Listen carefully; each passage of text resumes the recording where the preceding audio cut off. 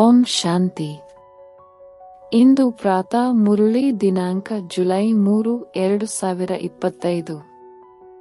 ಮಧುರ ಮಕ್ಕಳೇ, ಈ ಬೇಹದ್ದಿನ ನಾಟಕದಲ್ಲಿ ನೀವು ವಿಚಿತ್ರ ಪಾತ್ರಧಾರಿಗಳಾಗಿದ್ದೀರಿ.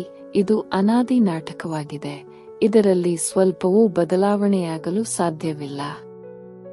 ಪ್ರಶ್ನೆ: ಬುದ್ಧಿವಂತ, ದೂರಾಂದೇಶಿ ಮಕ್ಕಳೇ ಯಾವ ಗುಹ್ಯ ರಹಸ್ಯವನ್ನು ಅರಿತುಕೊಳ್ಳುತ್ತಾರೆ?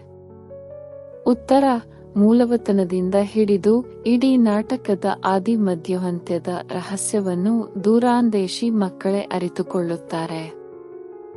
ಬೀಜ ಮತ್ತು ವೃಕ್ಷದ ಸಂಪೂರ್ಣ ಜ್ಞಾನವು ಅವರ ಬುದ್ಧಿಯಲ್ಲಿರುತ್ತದೆ. ಅವರೇ ಅರಿತುಕೊಳ್ಳುತ್ತಾರೆ. ಈ ಬೇಹದ್ದಿನ ನಾಟಕದಲ್ಲಿ ಆತ್ಮರೂಪಿ ನಟ ಈ ಉಡುಪನ್ನು ಧರಿಸಿ ಪಾತ್ರವನ್ನಭಿನಯಿಸುತ್ತಿದೆ.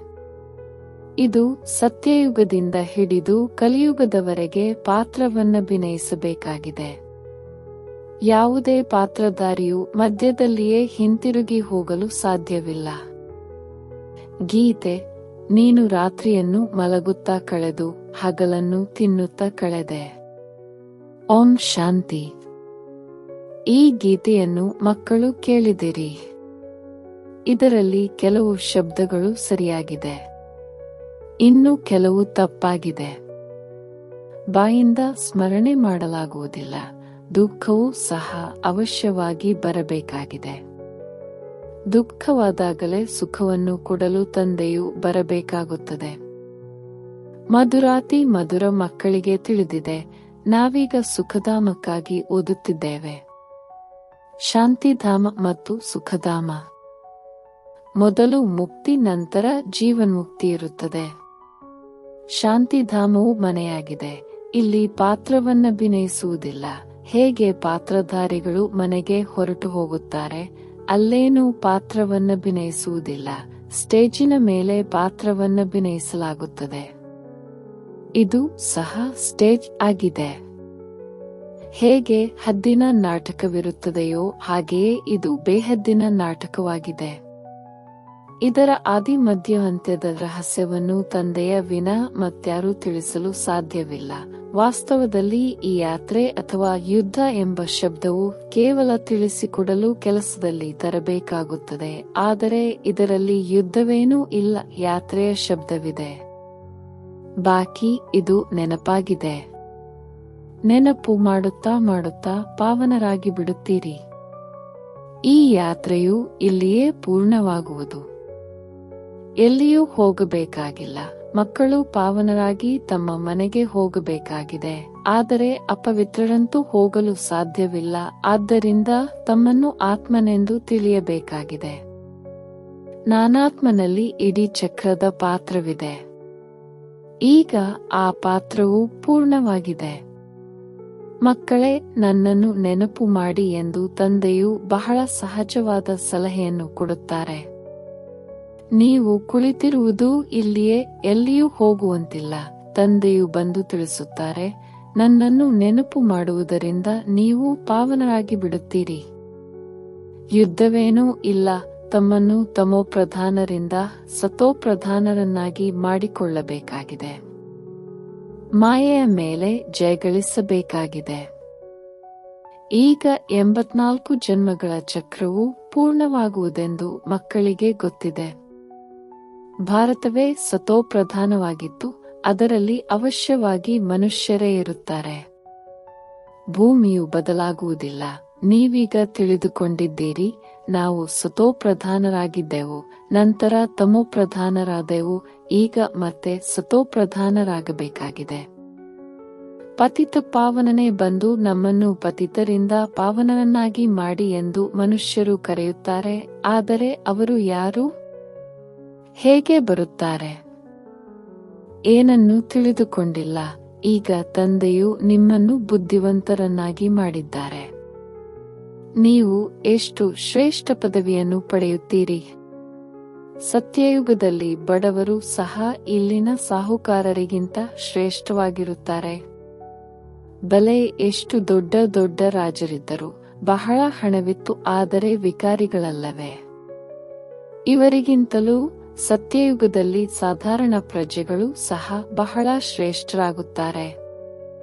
ತಂದೆಯು ಅಂತರವನ್ನು ತಿಳಿಸುತ್ತಾರೆ. ರಾವಣನ ನೆರಳು ಬೀಳುವುದರಿಂದಲೇ ಪತಿತರಾಗಿ ಬಿಡುತ್ತಾರೆ. ನಿರ್ವಿಕಾರಿ ದೇವತೆಗಳ ಮುಂದೆ ತಮ್ಮನ್ನು ಪತಿತರೆಂದು ಹೇಳಿ ತಲೆಬಾಗುತ್ತಾರೆ. ತಂದೆಯು ಇಲ್ಲಿ ಬರುತ್ತಾರೆಂದರೆ ಬಹಳ ಬೇಗನೆ ಎಲ್ಲರನ್ನೂ ಮೇಲೆತ್ತುತ್ತಾರೆ. ಇದು ಸೆಕೆಂಡಿನ ಮಾತಾಗಿದೆ. ಈಗ ತಂದೆಯು ಜ್ಞಾನದ ಮೂರನೆಯ ನೇತ್ರವನ್ನು ಕೊಟ್ಟಿದ್ದಾರೆ. ನೀವು ಮಕ್ಕಳು ದೂರಾಂದೇಶಿಗಳಾಗಿ ಬಿಡುತ್ತೀರಿ. ಮೇಲೆ ಮೂಲವತನದಿಂದ ಹಿಡಿದು ಇಡೀ ಡ್ರಾಮಾದ ಚಕ್ರವು ನಿಮಗೆ ನೆನಪಿದೆ. ಹೇಗೆ ಹದ್ದಿನ ನಾಟಕವನ್ನು ನೋಡಿ ಬಂದು ಏನೇನು ನೋಡಿದೆವೆಂದು ತಿಳಿಸುತ್ತಾರಲ್ಲವೇ? ಬುದ್ಧಿಯಲ್ಲಿ ತುಂಬಿರುತ್ತದೆ, ಅದನ್ನು ವರ್ಣನೆ ಮಾಡುತ್ತಾರೆ. ಆತ್ಮದಲ್ಲಿ ತುಂಬಿಕೊಂಡು ಬಂದು ಅದನ್ನು ಹಂಚಿಕೊಳ್ಳುತ್ತಾರೆ. ಹಾಗೆಯೇ ಇವು ಬೇಹದ್ದಿನ ಮಾತುಗಳಾಗಿವೆ. ನೀವು ಮಕ್ಕಳ ಬುದ್ಧಿಯಲ್ಲಿ ಈ ಬೇಹದ್ದಿನ ನಾಟಕದ ಆದಿ ಮಧ್ಯಾಂತ್ಯದ ರಹಸ್ಯವಿರಬೇಕು. ಇದು ಪುನರಾವರ್ತನೆಯಾಗುತ್ತಿರುತ್ತದೆ. ಆ ಹದ್ದಿನ ನಾಟಕದಲ್ಲಂತೂ ಒಬ್ಬ ಪಾತ್ರಧಾರಿಯು ಹೊರಟು ಹೋದರೆ ಅವರಿಗೆ ಬದಲಾಗಿ ಇನ್ನೊಬ್ಬರು ಬರಬಹುದು. ಯಾರಾದರೂ ಕಾಯಿಲೆಗೊಳಗಾದರೆ ಅವರಿಗೆ ಬದಲು ಇನ್ನೊಬ್ಬರನ್ನು ಸೇರಿಸಿಕೊಳ್ಳುತ್ತಾರೆ. ಆದರೆ ಇದಂತೂ ಚೈತನ್ಯ ನಾಟಕವಾಗಿದೆ. ಇದರಲ್ಲಿ ಸ್ವಲ್ಪವೂ ಅದಲು ಬದಲಾಗಲು ಸಾಧ್ಯವಿಲ್ಲ. ನೀವು ಮಕ್ಕಳಿಗೆ ತಿಳಿದಿದೆ, ನಾವಾತ್ಮರಾಗಿದ್ದೇವೆ. ಇದು ಶರೀರರೂಪಿ ವಸ್ತ್ರವಾಗಿದೆ. ಇದನ್ನು ಧರಿಸಿ ನಾವು ಬಹುರೂಪಿ ಪಾತ್ರವನ್ನಭಿನಯಿಸುತ್ತೇವೆ. ನಾಮ, ರೂಪ, ದೇಶ, ಲಕ್ಷಣಗಳು ಬದಲಾಗುತ್ತಾ ಹೋಗುತ್ತವೆ. ಪಾತ್ರಧಾರಿಗಳಿಗೆ ತಮ್ಮ ಪಾತ್ರದ ಬಗ್ಗೆ ತಿಳಿದಿರುತ್ತದೆಯಲ್ಲವೇ? ತಂದೆಯು ಮಕ್ಕಳಿಗೆ ಈ ಚಕ್ರದ ರಹಸ್ಯವನ್ನಂತೂ ತಿಳಿಸುತ್ತಲೇ ಇರುತ್ತಾರೆ. ಸತ್ಯಯುಗದಿಂದ ಹಿಡಿದು ಕಲಿಯುಗದ ಅಂತ್ಯದವರೆಗೆ ಬರುತ್ತಾರೆ ಮತ್ತು ಹೋಗುತ್ತಾರೆ. ಪುನಃ ಹೊಸದಾಗಿ ಬಂದು ಪಾತ್ರವನ್ನಭಿನಯಿಸುತ್ತಾರೆ. ಇದನ್ನು ವಿಸ್ತಾರದಲ್ಲಿ ತಿಳಿಸುವುದರಲ್ಲಿ ಸಮಯ ಹಿಡಿಸುತ್ತದೆ. ಬೀಜದಲ್ಲಿ ಬಲೆ ಜ್ಞಾನವಿದೆ, ಆದರೆ ತಿಳಿಸಲು ಸಮಯ ಹಿಡಿಸುತ್ತದೆಯಲ್ಲವೇ? ನಿಮ್ಮ ಬುದ್ಧಿಯಲ್ಲಿಯೂ ಬೀಜ ಮತ್ತು ವೃಕ್ಷದ ಪೂರ್ಣ ಜ್ಞಾನವಿದೆ. ಅದರಲ್ಲಿಯೂ ಯಾರು ಮೇಲಿದ್ದಾರೆ, ಇದರ ಉತ್ಪತ್ತಿ, ಪಾಲನೆ ಮತ್ತು ಸಂಹಾರ ಹೇಗಾಗುತ್ತದೆ. ಆದ್ದರಿಂದ ತ್ರಿಮೂರ್ತಿಗಳನ್ನು ತೋರಿಸಿದ್ದಾರೆ. ತಂದೆಯು ಕೊಡುವ ಈ ತಿಳುವಳಿಕೆಯನ್ನು ಮತ್ಯಾವ ಮನುಷ್ಯರೂ ಕೊಡಲು ಸಾಧ್ಯವಿಲ್ಲ. ಯಾವಾಗ ಇಲ್ಲಿಗೆ ಬರುವರೋ ಆಗ ಅವರಿಗೆ ಅರ್ಥವಾಗುತ್ತದೆ. ಆದ್ದರಿಂದ ನೀವು ಎಲ್ಲರಿಗೆ ಇಲ್ಲಿ ಬಂದು ತಿಳಿದುಕೊಳ್ಳಿ ಎಂದು ಹೇಳುತ್ತೀರಿ. ಕೆಲವರು ಬಹಳ ಒರಟು ಮನುಷ್ಯರಿರುತ್ತಾರೆ. ನಾವೇನೂ ಕೇಳಬೇಕಾಗಿಲ್ಲ, ನಮಗೆ ಬೇಕಿಲ್ಲವೆಂದು ಹೇಳಿಬಿಡುತ್ತಾರೆ. ಇನ್ನು ಕೆಲವರು ಕೇಳುತ್ತಾರೆ, ಪುಸ್ತಕಗಳನ್ನು ತೆಗೆದುಕೊಳ್ಳುತ್ತಾರೆ. ಕೆಲವರು ತೆಗೆದುಕೊಳ್ಳುವುದಿಲ್ಲ. ನಿಮ್ಮ ಬುದ್ಧಿಯು ಈಗ ವಿಶಾಲ, ದೂರಾಂದೇಶಿಯಾಗಿ ಬಿಟ್ಟಿದೆ. ನೀವು 3 ಲೋಕಗಳನ್ನು ತಿಳಿದುಕೊಂಡಿದ್ದೀರಿ. ಮೂಲವತನಕ್ಕೆ ನಿರಾಕಾರಿ ಪ್ರಪಂಚವೆಂದು ಹೇಳಲಾಗುತ್ತದೆ. ಬಾಕಿ ಸೂಕ್ಷ್ಮವತನದ್ದು ಏನೂ ಇಲ್ಲ. ಸಂಬಂಧವೆಲ್ಲವೂ ಮೂಲವತನ ಮತ್ತು ಸ್ಥೂಲವತನದೊಂದಿಗೆ ಇದೆ. ಸೂಕ್ಷ್ಮವತನವು ಸ್ವಲ್ಪ ಸಮಯಕ್ಕಾಗಿ ಇದೆ. ಎಲ್ಲ ಆತ್ಮಗಳು ಮೇಲಿಂದ ಪಾತ್ರವನ್ನಭಿನಯಿಸಲು ಇಲ್ಲಿಗೆ ಬರುತ್ತಾರೆ. ಈ ವೃಕ್ಷದಲ್ಲಿ ಎಲ್ಲಾ ಧರ್ಮದವರು ನಂಬರ್ವಾರ್ ಇದ್ದಾರೆ. ಇದು ಮಾನವ ವಂಶ ವೃಕ್ಷವಾಗಿದೆ. ಬಹಳ ಅಕ್ಯುರೇಟ್ ಆಗಿದೆ. ಸ್ವಲ್ಪವೂ ಹಿಂದೆ ಮುಂದೆಯಾಗಲು ಸಾಧ್ಯವಿಲ್ಲ. ಆತ್ಮಗಳು ತಮ್ಮ ಸ್ಥಾನವನ್ನು ಬಿಟ್ಟು ಮತ್ತೆಲ್ಲಿಯೂ ಕುಳಿತುಕೊಳ್ಳಲು ಸಾಧ್ಯವಿಲ್ಲ. ಆತ್ಮಗಳು ಬ್ರಹ್ಮತತ್ವದಲ್ಲಿ ವಿರಾಜಮಾನರಾಗಿರುತ್ತಾರೆ. ಹೇಗೆ ನಕ್ಷತ್ರಗಳು ಆಕಾಶದಲ್ಲಿ ನಿಂತಿರುವಂತೆ. ಈ ನಕ್ಷತ್ರಗಳಂತೂ ದೂರದಿಂದಲೇ ಚಿಕ್ಕ ಚಿಕ್ಕ ರೂಪದಲ್ಲಿ ಕಾಣಿಸುತ್ತದೆ. ದೊಡ್ಡ ನಕ್ಷತ್ರಗಳಾದರೆ ದೂರಕ್ಕೆ ಚಿಕ್ಕದಾಗಿ ಕಾಣಿಸುತ್ತವೆ. ಆದರೆ ಆತ್ಮವು ಚಿಕ್ಕದು, ದೊಡ್ಡದಿರುವುದಿಲ್ಲ, ವಿನಾಶವನ್ನು ಹೊಂದುವುದಿಲ್ಲ. ನೀವು ಸತ್ಯಯುಗದಲ್ಲಿ ಹೋಗುತ್ತೀರಿ, ನಂತರ ಕಲಿಯುಗದಲ್ಲಿ ಬರುತ್ತೀರಿ. ಮಕ್ಕಳಿಗೆ ಗೊತ್ತಿದೆ, ನಾವು ಸತೋಪ್ರಧಾನ ಪ್ರಪಂಚದಲ್ಲಿ ಇದ್ದೆವು, ಈಗ ಕಲಿಯುಗದಲ್ಲಿ ಬಂದು ಬಿಟ್ಟಿದ್ದೇವೆ. ಏನೂ ಬೆಲೆಯಿಲ್ಲ. ಬಲೆ ಮಾಯೆಯ ಹೊಳಪು ಬಹಳಷ್ಟಿದೆ, ಆದರೆ ಇದು ರಾವಣನ ಸ್ವರ್ಣಿಮಯುಗ, ಅದು ಈಶ್ವರಿಯ ಸ್ವರ್ಣಿಮಯುಗ. 6-7 ವರ್ಷಗಳಲ್ಲಿ ಇಷ್ಟೊಂದು ಆಹಾರ ಧಾನ್ಯಗಳು ಉತ್ಪನ್ನವಾಗುವುದೆಂದು ಮನುಷ್ಯರು ಹೇಳುತ್ತಿರುತ್ತಾರೆ, ಆದರೆ ಅದರ ಮಾತೇ ಕೇಳಬೇಡಿ. ನೋಡಿ ಅವರ ಪ್ಲಾನ್ ಹೇಗಿದೆ ಮತ್ತು ನೀವು ಮಕ್ಕಳದು ಹೇಗಿದೆ. ತಂದೆಯು ತಿಳಿಸುತ್ತಾರೆ, ನನ್ನ ಪ್ಲಾನ್ ಹಳೆಯ ಪ್ರಪಂಚವನ್ನು ಹೊಸದನ್ನಾಗಿ ಮಾಡುವುದಾಗಿದೆ. ನಿಮ್ಮದು ಒಂದೇ ಪ್ಲಾನ್ ಆಗಿದೆ. ನಿಮಗೆ ಗೊತ್ತಿದೆ, ತಂದೆಯ ಶ್ರೀಮತದಂತೆ ನಾವು ನಮ್ಮ ಆಸ್ತಿಯನ್ನು ತೆಗೆದುಕೊಳ್ಳುತ್ತಿದ್ದೇವೆ. ತಂದೆಯು ಮಾರ್ಗವನ್ನು ತಿಳಿಸುತ್ತಾರೆ, ಶ್ರೀಮತ ಕೊಡುತ್ತಾರೆ, ನೆನಪಿನಲ್ಲಿರುವ ಸಲಹೆ ಕೊಡುತ್ತಾರೆ. ಮತ ಎಂಬ ಶಬ್ದವಂತೂ ಇದೆಯಲ್ಲವೇ? ಸಂಸ್ಕೃತದ ಶಬ್ದವನ್ನು ತಂದೆಯು ಹೇಳುವುದಿಲ್ಲ, ತಂದೆಯಂತೂ ಹಿಂದಿ ಭಾಷೆಯಲ್ಲಿಯೇ ತಿಳಿಸುತ್ತಾರೆ. ಅನೇಕ ಭಾಷೆಗಳಿವೆಯಲ್ಲವೇ? ಅನುವಾದಕರು ಇರುತ್ತಾರೆ, ಹೇಳಿ ಮತ್ತೆ ಅವರ ಭಾಷೆಗಳಲ್ಲಿ ತಿಳಿಸಿಕೊಡುತ್ತಾರೆ. ಹಿಂದಿ ಮತ್ತು ಇಂಗ್ಲಿಷನ್ನು ಬಹಳ ಜನರು ತಿಳಿದಿದ್ದಾರೆ, ಓದುತ್ತಾರೆ. ಬಾಕಿ ಮಾತೆಯರು ಮನೆಯಲ್ಲಿರುವ ಕಾರಣ ಅಷ್ಟೊಂದು ಓದಿರುವುದಿಲ್ಲ. ಇತ್ತೀಚೆಗೆ ವಿದೇಶದಲ್ಲಿ ಆಂಗ್ಲ ಭಾಷೆಯನ್ನು ಕಲಿಯುತ್ತಾರೆ, ನಂತರ ಇಲ್ಲಿ ಬಂದು ತಾಯಿಯೊಂದಿಗೆ ಆಂಗ್ಲ ಭಾಷೆಯಲ್ಲಿಯೇ ಮಾತನಾಡತೊಡಗುತ್ತಾರೆ. ಪಾಪ, ಅವರು ಆಂಗ್ಲ ಭಾಷೆ ನಮಗೇನು ತಿಳಿಯುತ್ತದೆ ಎಂದು ತಬ್ಬಿಬ್ಬಾಗುತ್ತಾರೆ, ಮತ್ತೆ ಅವರು ಅಲ್ಪ ಸ್ವಲ್ಪ ಹಿಂದಿಯನ್ನು ಕಲಿಯಬೇಕಾಗುತ್ತದೆ. ಸತ್ಯಯುಗದಲ್ಲಂತೂ ಒಂದು ರಾಜ್ಯ, ಒಂದು ಭಾಷೆ ಇತ್ತು, ಅದನ್ನು ಈಗ ಮತ್ತೆ ಸ್ಥಾಪನೆ ಮಾಡುತ್ತಿದ್ದಾರೆ. ಪ್ರತಿ 5,000 ವರ್ಷಗಳ ನಂತರ ಈ ಸೃಷ್ಟಿಚಕ್ರವು ಹೇಗೆ ಸುತ್ತುತ್ತದೆ ಎಂದು ಬುದ್ಧಿಯಲ್ಲಿರಬೇಕು. ಈಗ ಒಬ್ಬ ತಂದೆಯ ನೆನಪಿನಲ್ಲಿರಬೇಕಾಗಿದೆ. ಇಲ್ಲಿ ನಿಮಗೆ ಬಹಳ ಅವಕಾಶವಿರುತ್ತದೆ. ಮುಂಜಾನೆ ಸ್ನಾನ ಇತ್ಯಾದಿಗಳನ್ನು ಮುಗಿಸಿ ಹೊರಗಡೆ ಸುತ್ತಾಡುವುದರಲ್ಲಿ ಬಹಳ ಆನಂದವಾಗುತ್ತದೆ. ಒಳಗೆ ಇದೇ ನೆನಪಿರಲಿ, ನಾವೆಲ್ಲರೂ ಪಾತ್ರಧಾರಿಗಳಾಗಿದ್ದೇವೆ. ಇದು ಸಹ ನಿಮಗೆ ಈ ಸ್ಮೃತಿ ಬಂದಿದೆ. ತಂದೆಯು ನಮಗೆ 84 ಜನ್ಮಗಳ ಚಕ್ರದ ರಹಸ್ಯವನ್ನು ತಿಳಿಸಿದ್ದಾರೆ. ನಾವು ಸತೋಪ್ರಧಾನರಾಗಿದ್ದೆವು, ಇದು ಬಹಳ ಖುಷಿಯ ಮಾತಾಗಿದೆ. ಮನುಷ್ಯರು ತಿರುಗಾಡುತ್ತಾರೆ, ಆದರೆ ಅವರಿಗೇನು ಸಂಪಾದನೆ ಇಲ್ಲ. ನೀವಂತೂ ತಿರುಗಾಡುವಾಗಲೂ ಬಹಳ ಸಂಪಾದನೆ ಮಾಡಿಕೊಳ್ಳುತ್ತೀರಿ. ಬುದ್ಧಿಯಲ್ಲಿ ಚಕ್ರವು ನೆನಪಿರಲಿ ಮತ್ತು ತಂದೆಯನ್ನು ನೆನಪು ಮಾಡುತ್ತಾ ಇರಿ. ಸಂಪಾದನೆಯನ್ನು ಮಾಡಿಕೊಳ್ಳುವ ಯುಕ್ತಿಗಳನ್ನು ತಂದೆಯು ಬಹಳ ಚೆನ್ನಾಗಿ ತಿಳಿಸುತ್ತಾರೆ. ಯಾವ ಮಕ್ಕಳು ಜ್ಞಾನದ ವಿಚಾರ ಸಾಗರ ಮಂಥನ ಮಾಡುವುದಿಲ್ಲವೋ ಅವರ ಬುದ್ಧಿಯಲ್ಲಿ ಮಾಯೆಯು ಕಿರಿಕಿರಿ ಮಾಡುತ್ತದೆ. ಅವರಿಗೆ ಮಾಯೆಯು ತೊಂದರೆ ಕೊಡುತ್ತದೆ. ಆಂತರ್ಯದಲ್ಲಿ ಈ ವಿಚಾರ ಮಾಡಿ, ನಾವು ಈ ಚಕ್ರವನ್ನು ಹೇಗೆ ಸುತ್ತಿದೆವು? ಸತ್ಯಯುಗದಲ್ಲಿ ಎಷ್ಟು ಜನ್ಮಗಳನ್ನು ತೆಗೆದುಕೊಂಡು ನಂತರ ಕೆಳಗಿಳಿದು ಬಂದೆವು. ಈಗ ಮತ್ತೆ ಸತೋಪ್ರಧಾನರಾಗಬೇಕಾಗಿದೆ. ತಂದೆಯು ತಿಳಿಸಿದ್ದಾರೆ, ನನ್ನನ್ನು ನೆನಪು ಮಾಡಿದರೆ ಸತೋಪ್ರಧಾನರಾಗಿ ಬಿಡುತ್ತೀರಿ. ನಡೆದಾಡುತ್ತಾ ತಿರುಗಾಡುತ್ತಾ ತಂದೆಯ ನೆನಪಿರಲಿ, ಆಗ ಮಾಯೆಯ ಕಿರಿಕಿರಿ ಸಮಾಪ್ತಿಯಾಗುವುದು. ನಿಮಗೆ ಬಹಳ ಸಂಪಾದನೆಯಾಗುವುದು. ಬಲೆ ಸ್ತ್ರೀ ಪುರುಷರು ಜೊತೆಯಲ್ಲಿ ಹೋಗುತ್ತೀರಿ. ಪ್ರತಿಯೊಬ್ಬರೂ ತಮ್ಮ ಶ್ರೇಷ್ಠ ಪದವಿಯನ್ನು ಪಡೆಯಲು ತಮಗಾಗಿ ಪರಿಶ್ರಮ ಪಡಬೇಕಾಗಿದೆ. ಒಂಟಿಯಾಗಿ ಹೋಗುವುದರಲ್ಲಂತೂ ಬಹಳ ಮಜಾ ಇದೆ. ತಮ್ಮದೇ ಗುಂಗಿನಲ್ಲಿರುತ್ತಾರೆ. ಇನ್ನೊಬ್ಬರ ಜೊತೆಯಲ್ಲಿದ್ದರೆ ಬುದ್ಧಿಯು ಅಲ್ಲಿ ಇಲ್ಲಿ ಹೋಗುವುದು. ನೆನಪು ಬಹಳ ಸಹಜವಾಗಿದೆ. ಎಲ್ಲ ಕಡೆ ಉದ್ಯಾನವನಗಳಿವೆ.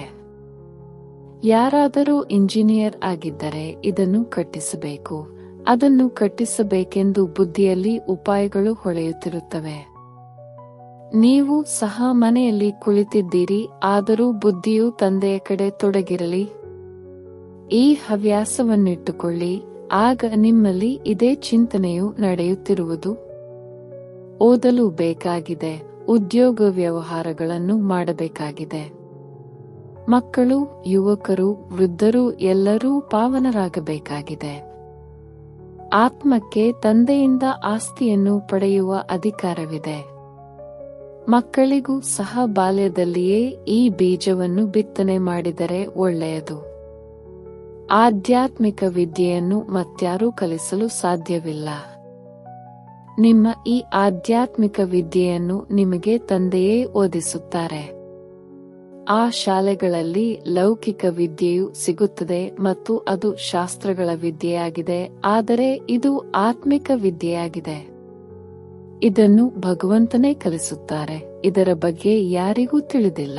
ಇದಕ್ಕೆ ಆಧ್ಯಾತ್ಮಿಕ ಜ್ಞಾನವೆಂದು ಹೇಳಲಾಗುತ್ತದೆ. ಈ ವಿದ್ಯೆಯನ್ನು ಪರಮಾತ್ಮನೇ ಬಂದು ಓದಿಸುತ್ತಾರೆ. ಅವರಿಗೆ ಮತ್ಯಾವ ಹೆಸರನ್ನು ಇಡಲಾಗುವುದಿಲ್ಲ. ಸ್ವಯಂ ತಂದೆಯೇ ಬಂದು ಓದಿಸುತ್ತಾರೆ. ಭಗವಾನ್ ವಾಚ ಇದೆಯಲ್ಲವೇ, ಭಗವಂತನು ಒಂದೇ ಬಾರಿ ಈ ಸಮಯದಲ್ಲಿ ಬಂದು ತಿಳಿಸಿಕೊಡುತ್ತಾರೆ.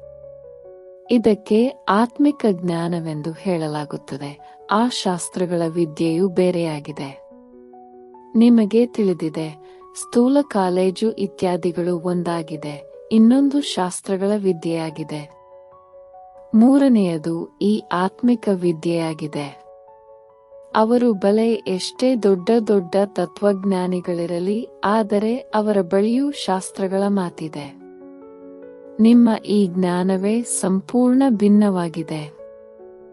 ಈ ಆಧ್ಯಾತ್ಮಿಕ ಜ್ಞಾನವನ್ನು ಯಾರು ಆತ್ಮಿಕ ತಂದೆ, ಎಲ್ಲಾ ಆತ್ಮಗಳ ತಂದೆಯಾಗಿದ್ದಾರೆ, ಅವರೇ ಓದಿಸುತ್ತಾರೆ. ಅವರ ಮಹಿಮೆಯಾಗಿದೆ ಶಾಂತಿಯ ಸಾಗರ, ಸುಖದ ಸಾಗರ. ಕೃಷ್ಣನ ಮಹಿಮೆಯೇ ಬೇರೆಯಾಗಿದೆ. ಗುಣ ಅವಗುಣಗಳು ಮನುಷ್ಯರಲ್ಲಿರುತ್ತವೆ, ಹಾಗೆಯೇ ಮಾತನಾಡುತ್ತಿರುತ್ತಾರೆ. ತಂದೆಯ ಮಹಿಮೆಯನ್ನು ಸಹ ಯಥಾರ್ಥ ರೀತಿಯಿಂದ ನೀವೇ ತಿಳಿದುಕೊಂಡಿದ್ದೀರಿ. ಅವರಂತೂ ಕೇವಲ ಗಿಳಿಯ ಪಾಠದಂತೆ ಹಾಡುತ್ತಾರೆ, ಅರ್ಥವೇನೂ ಗೊತ್ತಿಲ್ಲ. ಆದ್ದರಿಂದ ತಮ್ಮ ಉನ್ನತಿ ಹೇಗೆ ಮಾಡಿಕೊಳ್ಳುವುದೆಂದು ತಂದೆಯು ಮಕ್ಕಳಿಗೆ ಸಲಹೆ ಕೊಡುತ್ತಾರೆ. ಪುರುಷಾರ್ಥ ಮಾಡುತ್ತಾ ಇದ್ದಾಗ ಪಕ್ಕಾ ಆಗುತ್ತಾ ಹೋಗುವಿರಿ. ನಂತರ ಆಫೀಸಿನಲ್ಲಿ ಕೆಲಸ ಮಾಡುವ ಸಮಯದಲ್ಲಿಯೂ ಈ ಸ್ಮೃತಿ ಬರುವುದು, ಈಶ್ವರನ ಸ್ಮೃತಿ ಬರುವುದು. ಮಾಯೆಯ ಸ್ಮೃತಿಯಂತೂ ಅರ್ಧಕಲ್ಪ ನಡೆದಿದೆ. ಈಗ ತಂದೆಯು ಯಥಾರ್ಥ ರೀತಿ ಕುಳಿತು ತಿಳಿಸುತ್ತಾರೆ. ತಮ್ಮನ್ನು ನೋಡಿಕೊಳ್ಳಿ, ನಾವು ಏನಾಗಿದ್ದೆವು, ಈಗ ಏನಾಗಿದ್ದೇವೆ. ಮತ್ತೆ ನಮ್ಮನ್ನು ತಂದೆಯು ಇಂತಹ ದೇವತೆಗಳನ್ನಾಗಿ ಮಾಡುತ್ತಾರೆ. ಇದನ್ನು ಸಹ ನೀವು ಮಕ್ಕಳೇ ನಂಬರ್ವಾರ್ ಪುರುಷಾರ್ಥಾನುಸಾರ ತಿಳಿದುಕೊಳ್ಳುವಿರಿ. ಮೊಟ್ಟಮೊದಲು ಭಾರತವೇ ಇತ್ತು. ಭಾರತದಲ್ಲಿಯೇ ತಂದೆಯು ಪಾತ್ರವನ್ನಭಿನಯಿಸಲು ಬರುತ್ತಾರೆ. ನೀವು ಸಹ ಆದಿಸನಾತನ ದೇವಿಗೆ ದೇವತಾ ಧರ್ಮದವರಾಗಿದ್ದಿರಲ್ಲವೇ. ನೀವೀಗ ಪವಿತ್ರರಾಗಬೇಕಾಗಿದೆ, ಇಲ್ಲದಿದ್ದರೆ ಕೊನೆಯಲ್ಲಿ ಬರುತ್ತೀರಿ. ಅಂದ ಮೇಲೆ ಏನು ಸುಖವನ್ನು ಪಡೆಯುವಿರಿ? ಹೆಚ್ಚು ಭಕ್ತಿ ಮಾಡದೇ ಇರುವವರು ಬರುವುದಿಲ್ಲ. ಇವರು ಅಷ್ಟೊಂದು ಜ್ಞಾನವನ್ನು ತೆಗೆದುಕೊಳ್ಳುವವರಲ್ಲವೆಂದು ಅರ್ಥವಾಗುತ್ತದೆ. ಪ್ರತಿಯೊಬ್ಬರನ್ನು ನೋಡಿಯೇ ತಿಳಿದುಕೊಳ್ಳಬಹುದಲ್ಲವೇ. ಬಹಳ ಪರಿಶ್ರಮಪಟ್ಟರೂ ಸಹ ಕೆಲವರೇ ವಿರಳ ಬರುತ್ತಾರೆ. ಆದರೆ ಸುಸ್ತಾಗಬಾರದು, ಪರಿಶ್ರಮ ಪಡಬೇಕಾಗುವುದು. ಪರಿಶ್ರಮವಿಲ್ಲದೆ ಏನೂ ಸಿಗುವುದಿಲ್ಲ. ಪ್ರಜೆಗಳಂತೂ ಬಹಳ ಮಂದಿ ತಯಾರಾಗುತ್ತಿರುತ್ತಾರೆ.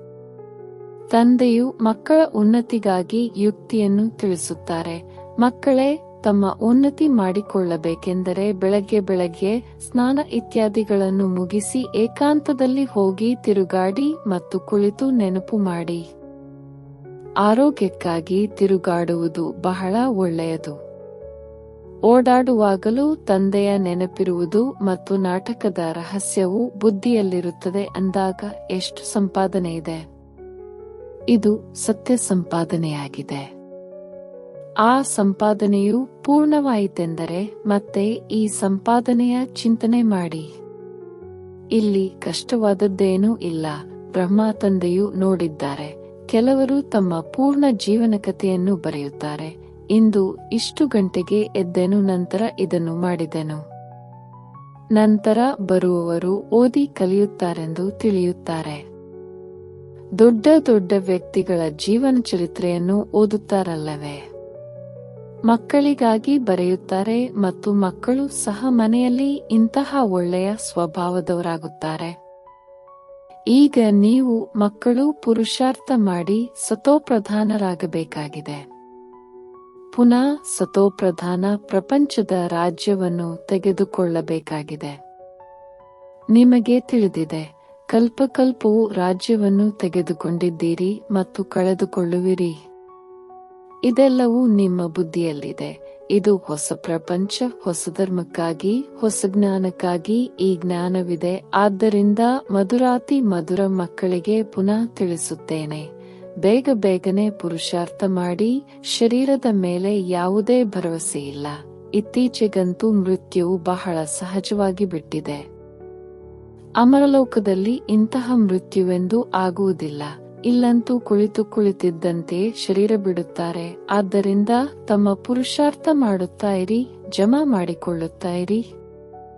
ಒಳ್ಳೆಯದು. ಮಧುರಾತಿ ಮಧುರ ಅಗಲಿ ಮರಳಿ ಸಿಕ್ಕಿರುವ ಮಕ್ಕಳ ಪ್ರತಿ ಮಾತಾಪಿತಾ ಬಾಪ್ದಾದಾರವರ ನೆನಪು, ಪ್ರೀತಿ ಹಾಗೂ ಸುಪ್ರಭಾತ. ಆತ್ಮೀಯ ಮಕ್ಕಳಿಗೆ ಆತ್ಮೀಯ ತಂದೆಯ ನಮಸ್ತೆ. ಧಾರಣೆಗಾಗಿ ಮುಖ್ಯ ಸಾರ: ಬುದ್ಧಿಯನ್ನು ಜ್ಞಾನಚಿಂತನೆಯಲ್ಲಿ ಬ್ಯುಜಿಯಾಗಿಟ್ಟುಕೊಳ್ಳುವ ಹವ್ಯಾಸ ಮಾಡಿಕೊಳ್ಳಬೇಕಾಗಿದೆ. ಸಮಯ ಸಿಕ್ಕಿದಾಗ ಏಕಾಂತದಲ್ಲಿ ಕುಳಿತು ವಿಚಾರ ಸಾಗರ ಮಂಥನ ಮಾಡಬೇಕಾಗಿದೆ. ತಂದೆಯನ್ನು ನೆನಪು ಮಾಡಿ ಸತ್ಯ ಸಂಪಾದನೆಯನ್ನು ಜಮಾ ಮಾಡಿಕೊಳ್ಳಬೇಕು. ದೂರಾಂದೇಶಿಗಳಾಗಿ ಈ ಬೇಹದ್ದಿನ ನಾಟಕವನ್ನು ಯಥಾರ್ಥ ರೀತಿಯಿಂದ ತಿಳಿದುಕೊಳ್ಳಬೇಕಾಗಿದೆ. ಎಲ್ಲಾ ಪಾತ್ರಧಾರಿಗಳ ಪಾತ್ರವನ್ನು ಸಾಕ್ಷಿಯಾಗಿ ನೋಡಬೇಕಾಗಿದೆ. ವರದಾನ: ಮಧುರತೆಯಾದ ಮೂಲಕ ಸದಾ ಮುಂದುವರಿಯುವಂತಹವರು ಶ್ರೇಷ್ಠ ಆತ್ಮಭವ. ಮಧುರತೆ ಇಂತಹ ವಿಶೇಷ ಧಾರಣೆಯಾಗಿದೆ. ಯಾವುದೂ ಕಠಿಣ ಧರಣಿಯನ್ನು ಸಹ ಮಧುರವನ್ನಾಗಿ ಮಾಡಿಬಿಡುವುದು. ಯಾರಿಗೆ ಆಗಲಿ 2 ಗಳಿಗೆ ಮಧುರ ದೃಷ್ಟಿ ಕೊಡಿ. ಮಧುರ ಮಾತು ಮಾತನಾಡಿದರೆ ಯಾವುದೇ ಆತ್ಮವನ್ನು ಸದಾಕಾಲಕ್ಕಾಗಿ ಸಂಪನ್ನರನ್ನಾಗಿ ಮಾಡಿಬಿಡುವುದು. 2 ಗಳಿಗೆಯ ಮಧುರ ದೃಷ್ಟಿ ಅಥವಾ ಮಾತು ಆ ಆತ್ಮದ ಸೃಷ್ಟಿಯನ್ನು ಬದಲಾಯಿಸಿಬಿಡುವುದು. ತಮ್ಮ 2 ಮಧುರ ಮಾತು ಸಹ ಸದಾಕಾಲಕ್ಕಾಗಿ ಅವರನ್ನು ಬದಲಾಯಿಸಲು ನಿಮಿತ್ತವಾಗಿ ಬಿಡುವುದು. ಆದ್ದರಿಂದ ಮಧುರತೆಯ ವರದಾನವನ್ನು ಸದಾ ಜೊತೆಯಲ್ಲಿಟ್ಟುಕೊಳ್ಳಿ. ಸದಾ ಮಧುರವಾಗಿರಬೇಕು ಮತ್ತು ಸರ್ವರನ್ನು ಮಧುರರನ್ನಾಗಿ ಮಾಡಬೇಕು. ಸ್ಲೋಗನ್: ಎಲ್ಲಾ ಪರಿಸ್ಥಿತಿಯಲ್ಲೂ ರಾಜಿಯಾಗಿರಿ, ಆಗ ರಹಸ್ಯಯುಕ್ತರಾಗಿ ಬಿಡುವಿರಿ. ಅವ್ಯಕ್ತ ಸೂಚನೆ: ಸಂಕಲ್ಪ ಶಕ್ತಿಯನ್ನು ಜಮಾ ಮಾಡಿ ಶ್ರೇಷ್ಠ ಸೇವೆಗೆ ನಿಮಿತ್ತರಾಗಿ. ಯಾವಾಗ ಬೇರೆ ಎಲ್ಲಾ ಸಂಕಲ್ಪಗಳು ಶಾಂತವಾಗಿ ಬಿಡುತ್ತದೆ, ಕೇವಲ ಒಬ್ಬ ತಂದೆ ಹಾಗೂ ತಾವು ಈ ಮಿಲನದ ಅನುಭೂತಿಯ ಸಂಕಲ್ಪ ಇರುತ್ತದೆ ಎಂದಾಗ ಸಂಕಲ್ಪ ಶಕ್ತಿ ಜಮಾ ಆಗುತ್ತದೆ ಹಾಗೂ ಯೋಗ ಶಕ್ತಿಶಾಲಿಯಾಗುತ್ತದೆ. ಇದಕ್ಕಾಗಿ ಸಮಾವೇಶ ಮಾಡಿಕೊಳ್ಳುವ ಅಥವಾ ಎಲ್ಲವನ್ನೂ ಒಟ್ಟುಗೂಡಿಸುವ ಶಕ್ತಿಯನ್ನು ಧಾರಣೆ ಮಾಡಿ. ಸಂಕಲ್ಪಗಳ ಮೇಲೆ ಫುಲ್ ಬ್ರೇಕ್ ಹಾಕಿ ಸಡಿಲವಾಗಿ ಬಿಡಬೇಡಿ. ಒಂದು ವೇಳೆ 1 ಸೆಕೆಂಡಿನ ಬದಲಾಗಿ ಜಾಸ್ತಿ ಸಮಯ ಹಿಡಿಸುತ್ತದೆ ಎಂದರೆ ಸಮಾವೇಶ ಮಾಡುವ ಶಕ್ತಿ ಬಲಹೀನವಾಗಿದೆ. ಓಂ ಶಾಂತಿ.